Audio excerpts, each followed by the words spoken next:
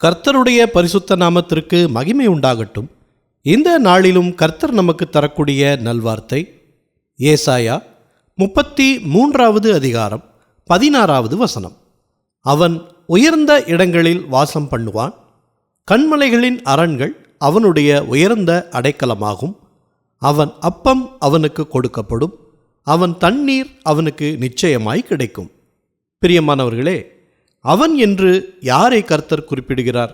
நீதியாய் நடந்து செம்மையானவைகளை பேசி இடுக்கண் செய்வதால் வரும் ஆதாயத்தை வெறுத்து பரிதானங்களை வாங்காதபடிக்கு தன் கைகளை உதறி இரத்தம் சிந்துவதற்கான யோசனைகளை கேளாதபடிக்கு தன் செவியை அடைத்து பொல்லாப்பை காணாதபடிக்கு தன் கண்களை மூடுகிறவன் எவனோ அவனுக்கு இந்த ஆசீர்வாதங்கள் கொடுக்கப்படும் என்று ஆண்டவர் உரைக்கிறார். இந்த காலத்தில் லஞ்சம் என்பது சாதாரணமான காரியம் ஆகிவிட்டது. எந்த வேலையை செய்ய வேண்டுமானாலும் லஞ்சம் கொடுத்தால் வேலை சீக்கிரம் நடந்து முடிந்துவிடும், நாமும் அடுத்த வேலையை பார்க்கலாம் என்ற மனநிலை அனைவருக்கும் வந்துவிட்டது. லஞ்சம் வாங்குவதைப் போல கொடுப்பதும் குற்றம்தான். பணம் அதிகமாய் வைத்திருப்பவர்கள் அதை கொடுக்க முன்வருகிறார்கள்.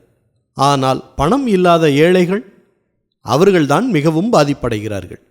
வாங்கக்கூடிய நபர்கள் கர்த்தருக்கு பயந்து அவர் வழிகளில் நடந்தால் ஏழைகளுக்கு எவ்வளவு நன்மை கிடைக்கும்? அப்படி நேர்மையாக நடக்கும் அதிகாரிகளும் இருக்கத்தான் செய்கிறார்கள். அவர்களுக்கு கர்த்தர் இவ்விதமான ஆசீர்வாதங்களை தருகிறார். நாமும் இப்படிப்பட்டவர்களுக்காக தொடர்ந்து ஜெபிக்க வேண்டும். ஜெபிப்போமா? நல்ல தகப்பனே, இந்த நல்வார்த்தையை தந்ததற்காக நன்றி செலுத்துகிறோம். இன்றைய நாளிலும் தேசத்தில் இருக்கும் அதிகாரிகள், ஆட்சியாளர்களுக்காக ஜெபிக்கிறோம். நேர்மையாக ஆட்சி செய்யவும், ஏழைகளுக்கு தேவையான காரியங்களை முன்னிறுத்தி அவர்களுக்கு உதவி செய்யவும் நாங்கள் ஜெபிக்கிறோம். கோர்ட் கேஸ்களில், அரசாங்க பணிகளில் தொய்வு ஏற்பட்டு அதனால் செய்வது அறியாமல் இருக்கக்கூடிய மக்களுக்கு சீக்கிரம் அதில் முடிவுகள் கிடைக்கட்டும். திக்கற்றவர்களுடைய ஜெபத்தை அலட்சியம் பண்ணாமல் அவர்கள் விண்ணப்பத்தை அங்கீகரிப்பார் என்ற வசனத்தின்படி அவர்களுக்கு ஜெயத்தை கட்டளையிடுங்க. எல்லா துதி, கனம், மகிமை எல்லாவற்றையும் உமக்கே செலுத்துகிறோம். இயேசு கிறிஸ்துவின் நாமத்தில் ஜெபிக்கிறோம் பிதாவே. ஆமேன், ஆமேன். இந்த நல்வார்த்தையை மற்றவர்களுக்கும் பகிருங்கள். கர்த்தருடைய ஆசீர்வாதம் அவர்களுக்கும் கிடைக்கட்டும். கர்த்தர் உங்களையும் உங்கள் குடும்பத்தாரையும் அளவில்லாமல் ஆசீர்வதிப்பாராக. ஆமேன்.